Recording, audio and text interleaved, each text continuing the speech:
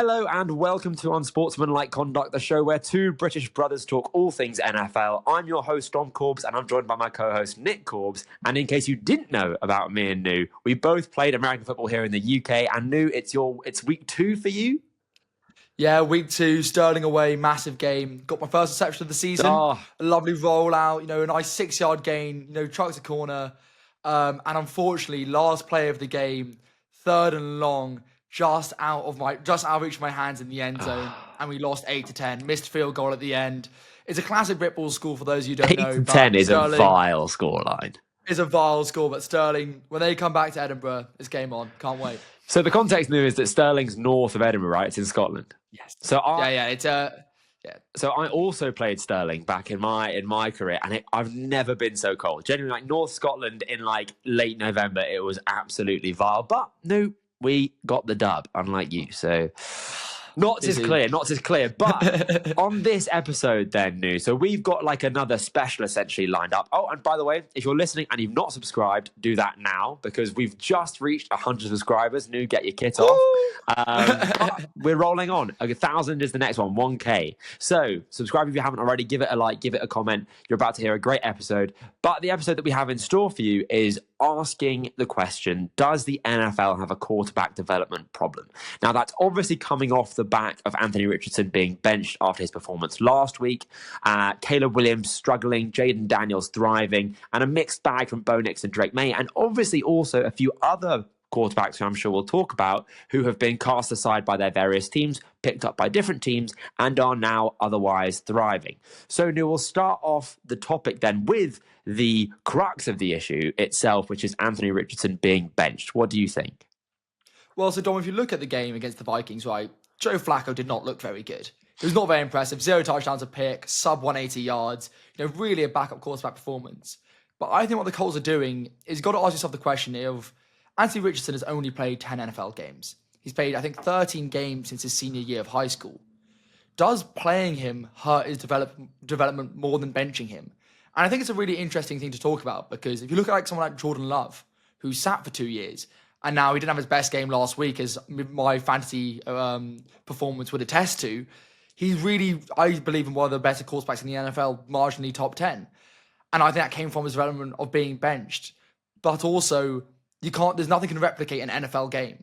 No amount of training, no amount of practice squads, no amount of anything, no amount of film can simulate what's going to be like in an NFL game. So I think they should have kept on starting him. Because I don't think Joe Flacco is much of an upgrade, but it's still a very important question. What do you think, Dom? I think the issue with this whole topic with quarterbacks is that there's always evidence to suggest essentially the other alternative. So, if you sit a quarterback for a year, they turn out like Mahomes, they turn out like Jordan Love. If you start them right away, they turn out like someone like Lamar Jackson, who didn't start immediately but still plays very well, like CJ Stroud. I'll talk about him a bit later. But essentially, I don't think there's any clear-cut route to take for developing a quarterback in the NFL. The route that hasn't really been tried and tested is the one that the Colts are doing, which is starting your quarterback and then benching him. And I think from in recent data, there's only been 2 quarterbacks that have ever been drafted in the first round and then actually started again for that same team. So Richardson isn't exactly in envied territory here. But I think that with Richardson, the tape, the issue is that he wasn't playing well, right? That's kind of the motivation initially for the Colts, is that he's not playing well. He ranked 222 out of 225 quarterbacks in terms of completion percentage, with more than 250 dropbacks since 2000. He's in there with Ryan Leaf, Jamarcus Russell, Tim Tebow. He went 10 for 32 against Houston, against the Texans. Not possible to kind of keep sustaining that level of play. The flip side, though, like you say, Nu, is do you stunt his development by benching him? Does anything actually get sorted out? And I personally believe that the tape isn't as bad as the actual stat line suggests. Michael Pittman, the Colts' number 1 receiver, who they paid 60-odd million to. I can't remember the price off the top of my head. He had an awful game. He was dropping passes. He was leading Stingley into the passing lanes of other receivers, and Stingley was able to break up passes on receivers that he's not even defending. Receivers were dropping wide open passes. Essentially, nobody was making a play for the quarterback.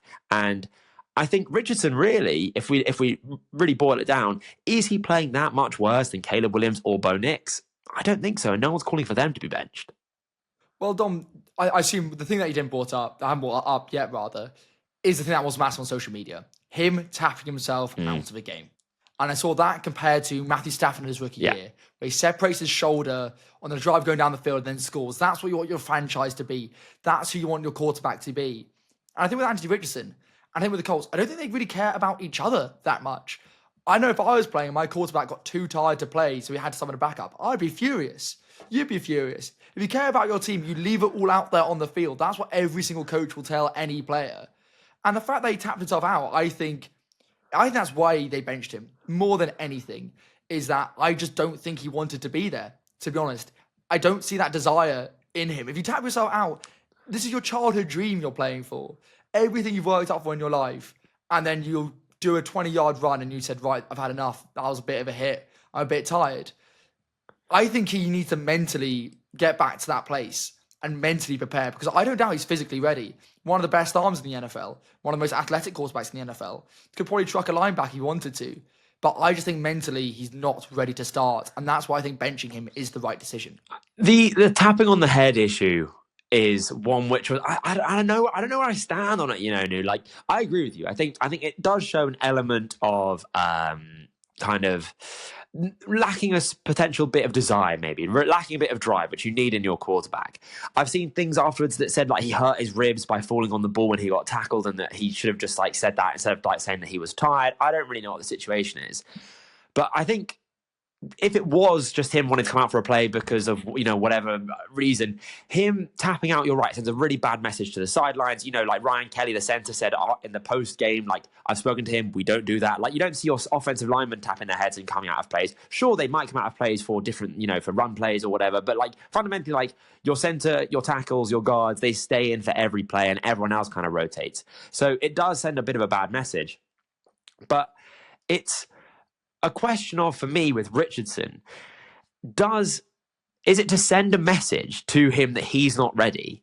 Because would they really bench him if he was playing well? Do you know what I mean? So I think it's really a combination of quite a few different factors with Richardson. And I think, for me, the most important one, which I think the Colts are really weighing up, is the fact that they're not winning games.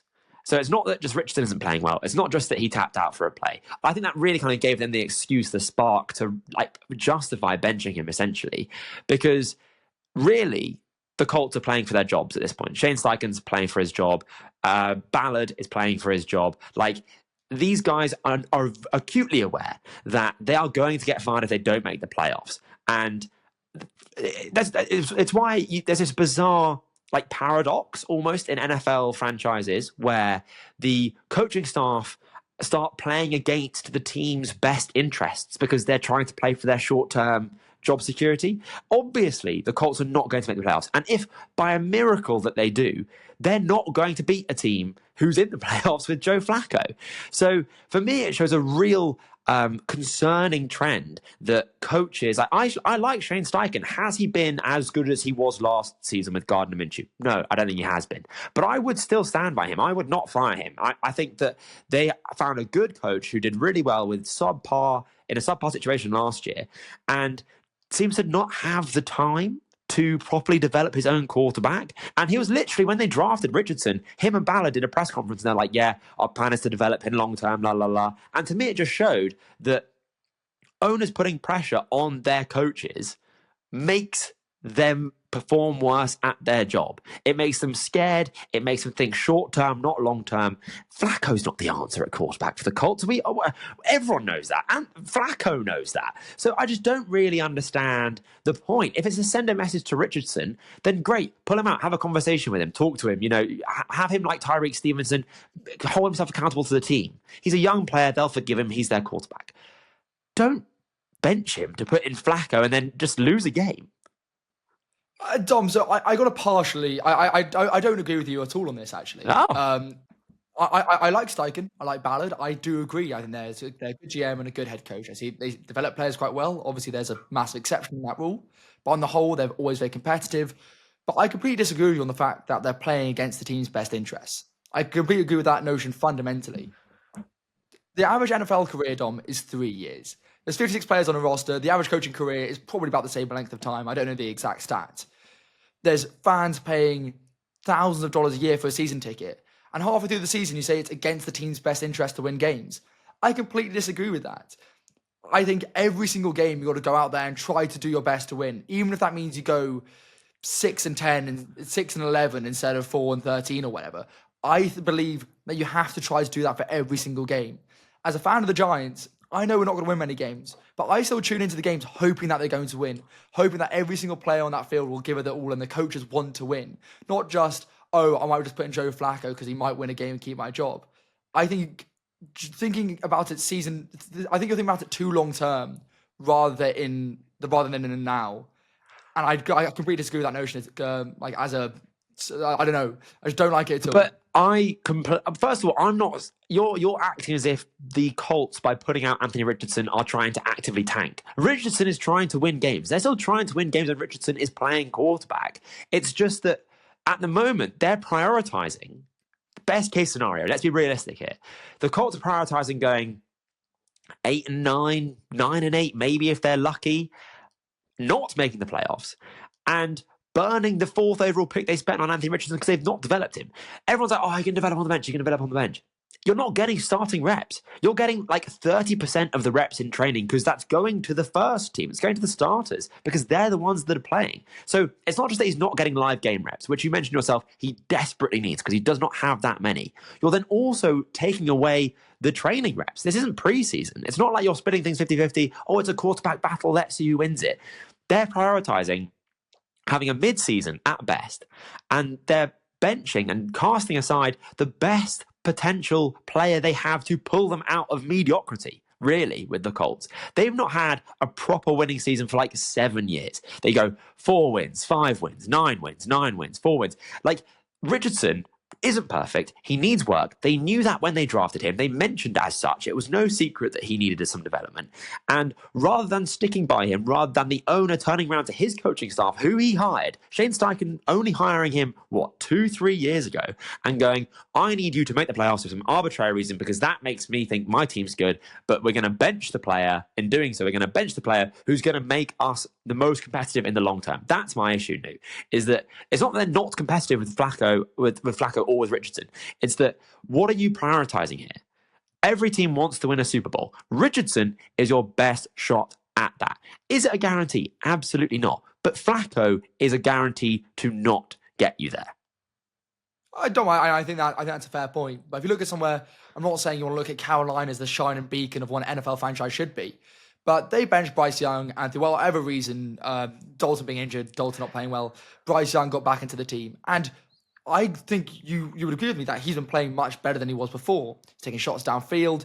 He's got a bit more confidence. And I think that could definitely happen with Richardson. I could see a scenario where he gets benched for 1-2 games, comes back, and the media pressure and the social media hate against him is just lessened. It's because it's out of that media cycle. And I think, obviously, Carolina won this weekend. I don't think that's a good example of a win because it's statistically one of the most unlikely wins ever in the NFL. But I think it is good for the development, and that's what I think will happen with Richardson. See, the Bryce Young comparison is an easy one to make, but I think they're two very, very different scenarios. No, I agree. Bryce Young was unplayable. Bryce Young was losing the locker room by continuing to play him. Like, you could not put Bryce Young out there in the state that he was in. Richardson is far away from that. I'm sorry. Richardson is a quarterback who's simply not playing well. Not a quarterback who needs to be benched. Yeah, but Dom, you say he's 225 out of 227 quarterbacks since 2000. I know he has drops, but drops is not the difference between 225 and top 10, is it? No, it's not. That shows a fundamental lack of footwork, a lack of fundamentals, and a lack of confidence. Absolutely. Well, I don't think it shows a lack of confidence. I think it does show a lack of passing fundamentals, which I completely agree with you. Richardson is lacking. And with Richardson, I think the real killer is that we've not seen any development from year 1 to year 2, which I think is the most worrying thing for me, just as a neutral fan who wants to see players be great in this league, despite him being a division rival. But it just doesn't make sense to me in terms of how you should run your team, how you should, as an owner, make your coaches and your players feel. I just think the Colts, this is how mid teams stay mid and how bad teams stay bad, is short-term decisions. It's like this is kind of a perfect situation, perfect point to kind of extend the conversation to a bit wider, I'll bring in the Chiefs here. Like, they had Alex Smith, a quarterback, playing well, not ever really going to go the full distance. They drafted a quarterback in Patrick Mahomes. Everyone was like, why have they done that? Why have they done that? And that's because they were, and traded up to do so, by the way. Like, it wasn't like one fell to them, like another player I'm sure we'll talk about in Lamar Jackson and the Ravens. They made a move looking to the long term, potentially jeopardizing the short term. They could have drafted a playmaker. They could have drafted an offensive lineman. They could have drafted a defensive lineman. Like, it's a first round pick. They can add some serious talent there. They drafted a quarterback, and look at them now. Like, that was them prioritizing the long-term potential success. And it's only potential because we have no idea. These players might be busts just out and out. But that's kind of the crux of this issue for me. Yeah, Dom, I think that's a completely fair point. And I think we'll talk about the whole thing wider, if not very soon. But well, let's do it now. Okay, let's do it now. Okay. Does the NFL have a quarterback development problem? My answer is no, not at all. I think it's complete media hearsay, and let me explain to you why. So I think that Patrick Mahomes thing is a very good example of what I'm saying. So my point is that there have always been quarterback draft busts. If you go back, Ryan Leaf, Jamarcus Russell, Tim Tebow, as you've all already mentioned, Johnny Manziel, Josh Rosen, Paxton Lynch. Obviously, this is from, I think Jamarcus Russell was 2002, so still modern times. But my point is that I think the average NFL fan now is much more educated on the NFL and on the draft than they were back then. I'm as much of a draft fan as I am a watching football fan. I was a fan of the draft before I was a fan of all 32 NFL teams. I know every single first-time player, and so does the average fan now. So when a player doesn't work out, it's because of poor development. It's because of something else. It's hard to take responsibility being like, I got that wrong. So that's when players don't work out for teams. Instead of them being labelled as a bust, like Jamarcus Russell was, or Ryan Leaf, it's, oh no, he wasn't developed properly. Oh no, he wasn't put in the right situation. And there's a lot of revisionist history that goes with that.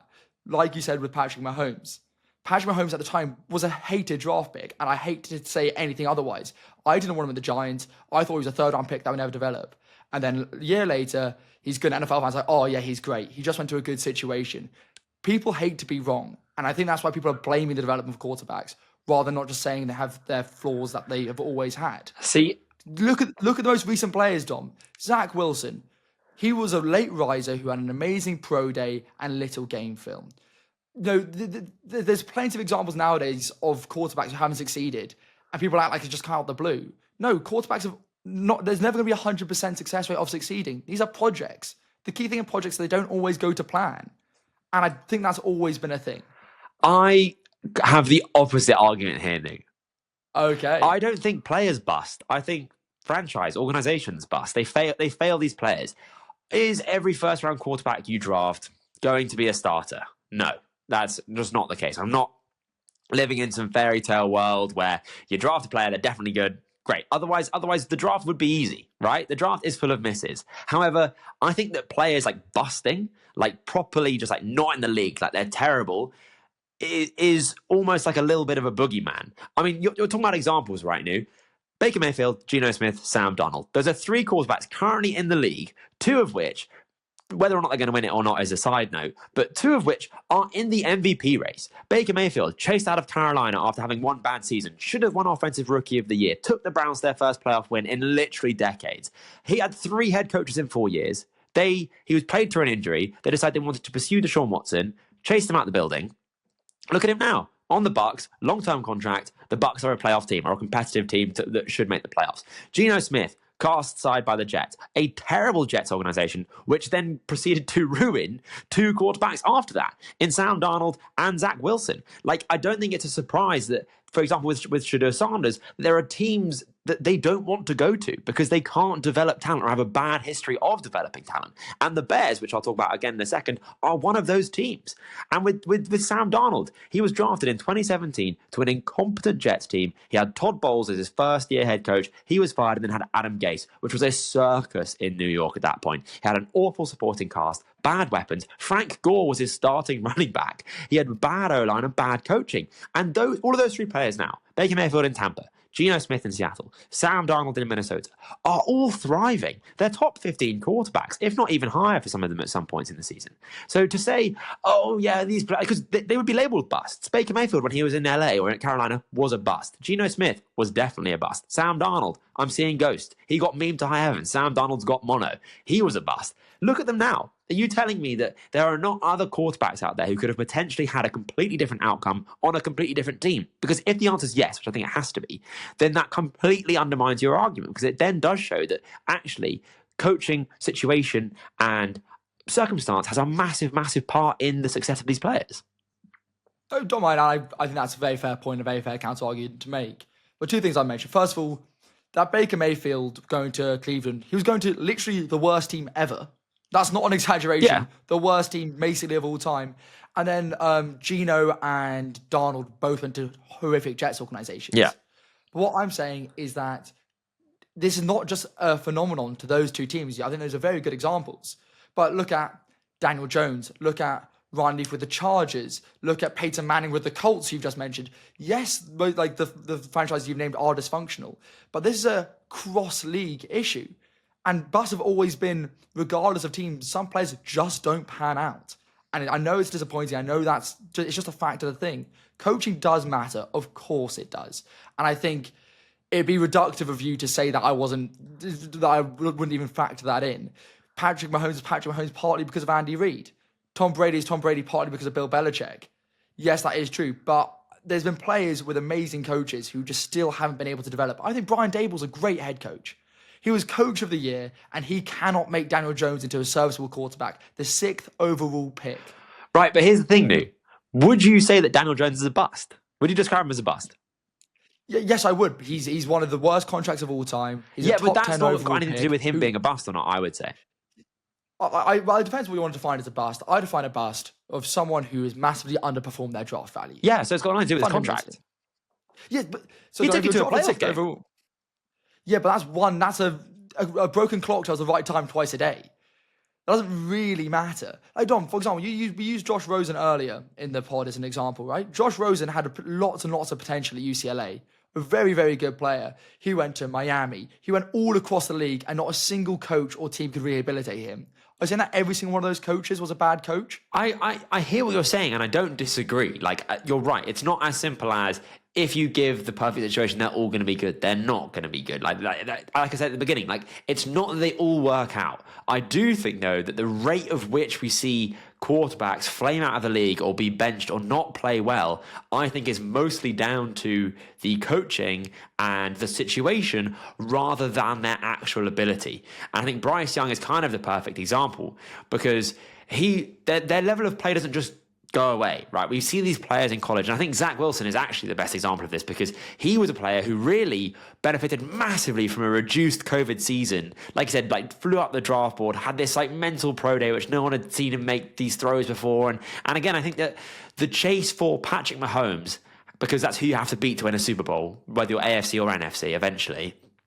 is killing the quarterback development because everyone wants that Patrick Mahomes trajectory, which is let us sit him for a year, which I think is really rare to have these days anyway, to just be sat for a whole year. I mean, we saw it with Drake May. I wanted Drake May to be sat for the whole year, and he hasn't been because the pressure on these coaches by fans is massive, and that's part of the problem. Now you're saying, oh, everyone's so much more knowledgeable now, they still watch the draft. I think that's a double-edged sword. I think fans are so impatient because they watch other teams have massive success year on year. Part of the Bryce Young issue is that CJ Stroud, who was drafted the pick after him, was playing so well. If CJ Stroud was having this season that he's having now, and Bryce Young was having his rookie season, would we be panicking about Bryce Young as much? I don't think we would. It's the juxtaposition of CJ Stroud playing at an offensive rookie of the year level, playing at a top 10 quarterback level in his first year. And we've seen already this year how take away Stephon Diggs, take away Nico Collins, put in a terrible offensive line. Suddenly, CJ Stroud isn't playing very well. And you got people going, is it time to have a conversation about CJ Stroud? No, of course it's bloody not, you idiots. But that's the point, is that I think a lot of people on social media can freely spout their opinions, ironically like we're doing here, and that puts pressure on franchises. It puts like the owners see that, players see that, the coaches see that. So I think that it's a very modern issue, I think. See, Dom, that's where I got to disagree with you. And the question I was going to ask is, do you think quarterbacks bust at a higher rate now than they do back in the past? Let's use what like pre-certain dates. And I don't think they do. And that's the whole point I'm trying to say. And that CJ Stroud argument, I think, perfectly aligns with what I'm trying to say. Is now everything just, let's have a conversation about this. Is it time for him to be benched? Is it this? Even when the level of play is not that much different. The difference is the social media perception of these players, not the quality or the talent level of these players themselves. It's a great question. And I don't. It's anecdotal from my behalf. Like, I don't actually know. I haven't like looked into it in that kind of way. But that's kind of a part of my argument, is that like it's more multifaceted than simply your level of play. And if you take out one potential factor, which is social media, that doesn't necessarily change the rest of that data collection, because it's so multifaceted. There's so many different things that go into it. I think that with quarterbacks like Josh Allen and Peyton Manning and Eli Manning, quarterbacks that really struggled in their rookie year, and teams stuck by them. They continued. Like the comparisons between Josh Allen's rookie year and Anthony Richardson's rookie year are pretty apt. Like they're really very similar, and also as are their draft profiles as players coming out of college.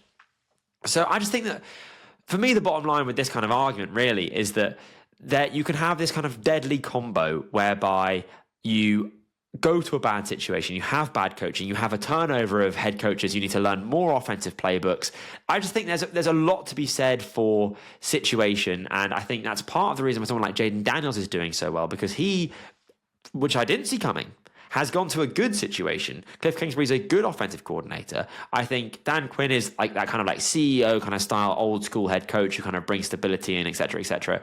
And that's why I'm concerned about Caleb Williams, because are you telling me that Caleb Williams isn't a good quarterback? I think you've seen more than enough to really feel quite confident about Caleb, actually. We know that Rome Odunze is a good player. We know that DJ Moore's a good player. And yet, for me, the issue with them is the coaching. So I just think, and also just to kind of talk about something else ever so slightly, the quarterbacks that I think are the gold standard at the moment, right? So Lamar Jackson, Josh Allen, Patrick Mahomes. All of those teams showed a level of tailoring the offense to their strengths. So Lamar Jackson obviously took the reins from Joe Flacco. Lamar Jackson was a clear project, but they put him in, they start running QB draws, they start running RPOs, and you're not running that with Flacco.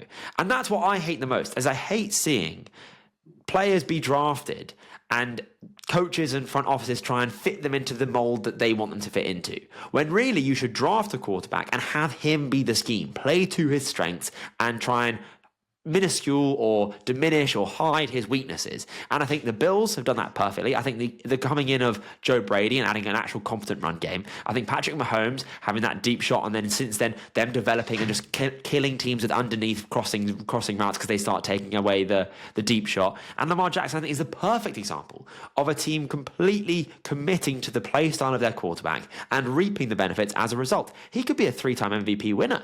And he's not a quarterback with a dissimilar play style to Richardson, or a dissimilar kind of issues in terms of his passing mechanics to Richardson. Yeah, I think that's a fair point. And, another example would be Cam Newton in his rookie year. His offensive coordinator only made him do half field reads, because his process was not NFL ready, and they built him up over time. I think that's a great point, Tom, and I completely agree. But you mentioned 3 players earlier on. You mentioned Eli, Peyton, and Josh Allen, all of whom had bad rookie years. Those 3 players basically are drafted in 3 different eras, 98, 04, and 2017. That shows that this has always been a thing that's happened. This is not a new phenomenon. Maybe players get benched earlier, I would give you that, but I don't think players starting off playing badly is just something that just has happened. Or, you see it all the time. It's like, back in my day, quarterbacks used to be benched for 1-2 years. They didn't. It's basically not true. This has always been the case, and I think the biggest difference is only the social media perception and the fact that everyone's watching every game and everyone has an opinion about every game. That's where I think the crux of this issue is. The quarterbacks have always been good, quarterbacks have always been bad. It's basically how it works. And the only thing that has changed is that people are more informed. Okay, well, is that your closing argument? That is my closing argument. That's, ladies and gentlemen of the jury, please hear me out. That is what I'm saying. Okay, well, my closing argument would be that I do think the NFL has a quarterback development problem. And I think it always will, because it's not about quarterback talent. It's about the lifespan of some of these coaches and modern fandom. Like I said, I sound like a boomer, but I do really think that plays a part, because, like you say, fans attend games if they think they're going to be good. Like American football fans, NFL fans are very fair weather. It's not like here in the UK where if your team is getting relegated, you've got even more reason to go. Like the Panthers game yesterday, seats are empty because no one's excited about the team, because they just need to open Twitter and they see that their team is terrible. And obviously, it's more layered than that, but that's kind of the bottom reason. And it just means that NFL players, I think, are not given the time, not just quarterbacks really, but particularly quarterbacks, are not given the time or resources they need to properly develop. They always have to have a win now attitude. They have very little patience. And I think that's counterintuitive to long-term success, which is what I said at the beginning, to kind of bring it all back round. I think you rightly need to find a quarterback that can rival Mahomes, Josh Allen, Lamar Jackson. And I think physically, Anthony Richardson, to talk about the initial kind of reason why we're even having this discussion, physically is a player that can rival those three guys. And that's what you're looking for. And that's what teams are looking for. And I thought the Colts had found that. Is he perfect? Is he ready? No, of course not. But in terms of physical ability, he is someone that can actually compete with those three guys. And he's just been cast aside. And the bottom line for me is work with your quarterback's strengths. Like with Richardson, his average depth of target was like 19 yards against the Texans. Like his average depth of target is like one of the highest it's ever been in the modern era, which to me is a massive problem, because you're asking a quarterback who can't throw the ball very well to throw the ball really well into tight coverage down the field in tight windows. That's actually counterintuitive to what you should get Anthony Richardson to do. So for me, I think it was a bad decision to bench him for the wrong reasons. And I think the repercussions in terms of the draft and quarterback staying in college now is massive, frankly. It's really massive. And I think Greg Olson, to finally wrap it up, had the best argument here, which is that it's not just an NFL problem in developing quarterbacks. Like, quarterbacks now are not getting under center. They're not running play action. Like, everything is always on their shoulders to perform and to make these plays and to become essentially like Josh Allen and Patrick Mahomes and Lamar Jackson overnight, which neither of those three quarterbacks did that. So I just think we're holding quarterbacks to an unrealistic high standard at the moment. And I think it's a shame, because I think we're going to miss a lot of quarterback talent like Anthony Richardson. I do agree somewhat, but we'll leave it at this. I think the best players will always rise to the top, and talent will always make its way. I genuinely believe that. The NFL is a funnel. People, the amount of high school players that play in the college level, that play into the NFL level, that then make a Pro Bowl, it's like 0.001%. It is unlikely to be a good NFL quarterback. And I think people expect that once you're drafted, you're just going to be amazing, which has never been the case. But we'll leave it at that.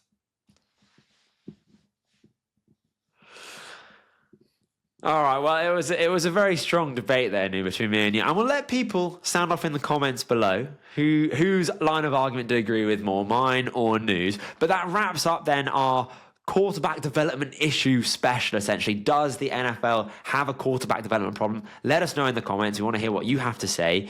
And if you've not already, because I said at the beginning, make sure you subscribe to this channel, make sure you leave a comment. We're always looking, I check it daily to make sure we're over that 100 mark, which we finally are now, which is really exciting. We're now going to go to 200. That's the goal, Nu, always building. I've been your host, Dom Corbs. That's been my co-host, Nick Corbs. You've been listening to Unsportsmanlike Conduct. We'll see you on the next one.